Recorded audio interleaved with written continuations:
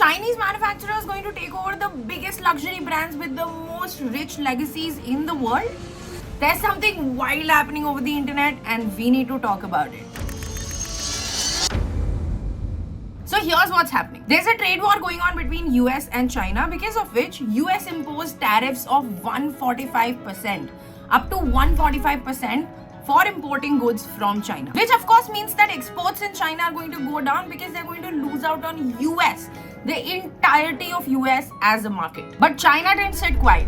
It retaliated. And this is a very interesting way of retaliation. They created an entire movement with Chinese manufacturers coming to the forefront, explaining what their products are like, which all brands do they supply to, how they can give you the same product at 1/30th of the cost. And the internet is going crazy. There are people saying, thank God someone said it. There are people saying, these luxury brands will go down now. But if you think that luxury brands like Chanel, Prada, Louis Vuitton, Gucci are going to go down because of this movement, you have another thing coming. Let's first understand from a marketing POV who these luxury brands have been targeting all these years. The first kind of audience that these brands target are people who have wealth and want to show off that wealth.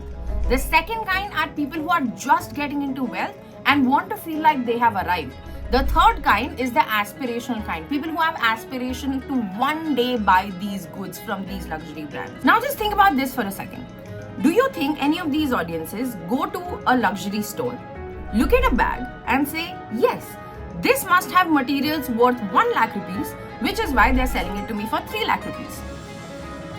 Do you think anyone's buying luxury goods for quality? I mean, look at the market in general. We've always had more cheaper alternatives available to the biggest brands out there, but we still don't go for those because they don't give you the same feeling of arrival. The purchase is more than a functional purchase. It's an emotional purchase. And that will not happen with a dupe or something that you import from China. Another reason why you and I are not going to import directly from these Chinese manufacturers is convenience, reliability, and trust. For years, we've bought from brands because of convenience. We are used to return policies. The easy 7-day return, the no questions return.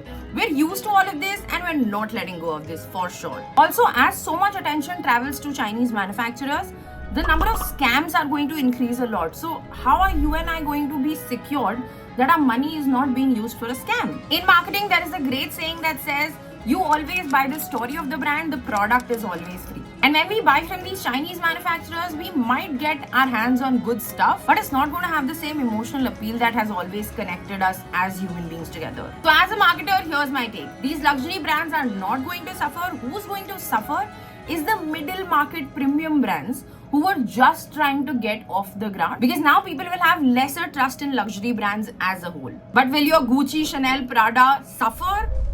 Nope.